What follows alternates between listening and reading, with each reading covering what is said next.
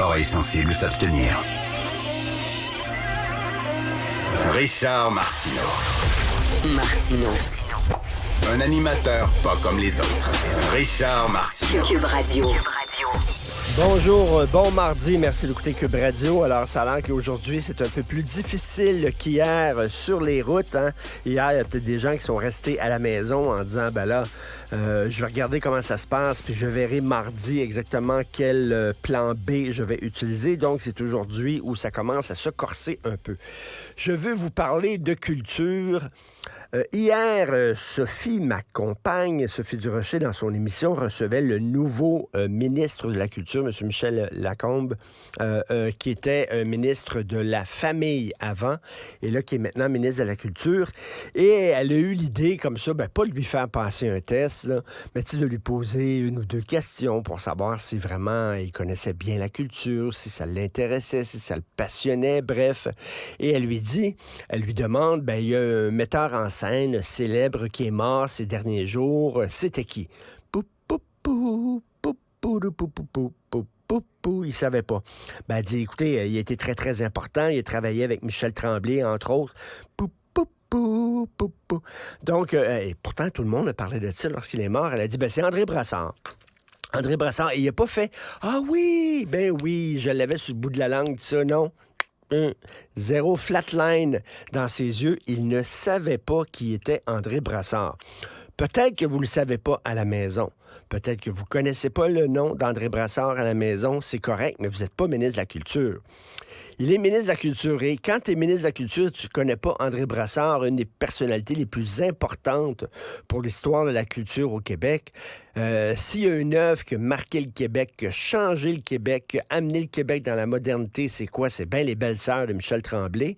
Alors, les Belles-Sœurs de Tremblay, c'était, écrit par Michel Tremblay et mise en scène par André Brassard. C'était les deux qui ont vraiment amené le Québec là, dans la modernité, comme je l'ai dit. Avant, au théâtre, au Québec, on parlait à la française comme ça, comme le théâtre à la français. Puis là, soudainement, il y avait une pièce qui parlait des Québécois pauvres. Les gens, dans notre langue, les gens se reconnaissaient. C'est la première fois que ça se faisait au théâtre.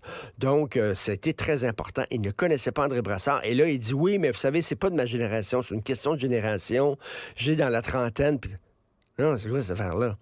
Je connais Molière, puis je pense qu'il était pas vraiment de ma génération. Moi puis Molière, on n'est pas allé à l'école ensemble, on n'a pas fumé dans le cours d'école ensemble, moi puis Molière, puis je le connais pourtant. C'est quoi cette affaire-là de cette génération-là qui dit, moi, ce qui s'est fait avant ma génération, ça ne compte pas.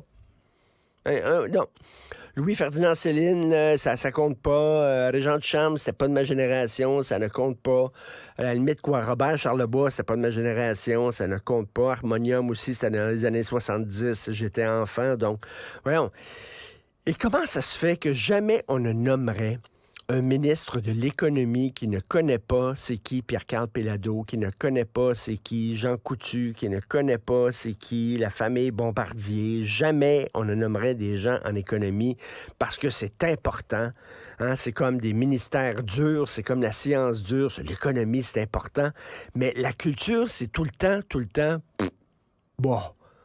le monde regarde des films. Tout le monde a déjà regardé un film, là, puis le samedi soir, on n'a rien à faire, on va au Vues. Puis tout le monde est allé voir un show d'humoriste, puis tout le monde écoute de la musique. Fait que n'importe qui peut être ministre de la Culture. Peut-être qu'il va être un bon ministre de la Culture. Peut-être qu'on n'a pas besoin de connaître André Brassard. Oui, mais tu sais, Christy, c'est tout le temps la même affaire. Dans une salle de nouvelles, par exemple, OK? Là, dans une salle de nouvelles, on va dire, hey, attends une minute, on va choisir le gars qui va parler d'économie. Est-ce qu'il connaît bien l'économie? Est-ce qu'il sait c'est quoi? Sinon, on va le former. On va lui donner des cours, puis tout ça. Puis qui va parler, par exemple, de politique?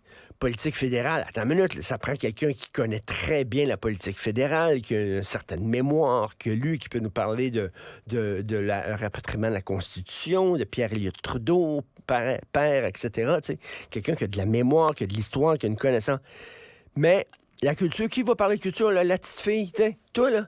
Toi, la petite fille, elle est cute, elle est bonne, elle passe bien à l'écran. Elle va s'occuper de la culture. Elle, c'est Madame Culture. On la parachute à la culture. C'est pas important, la culture. Je m'excuse, c'est important.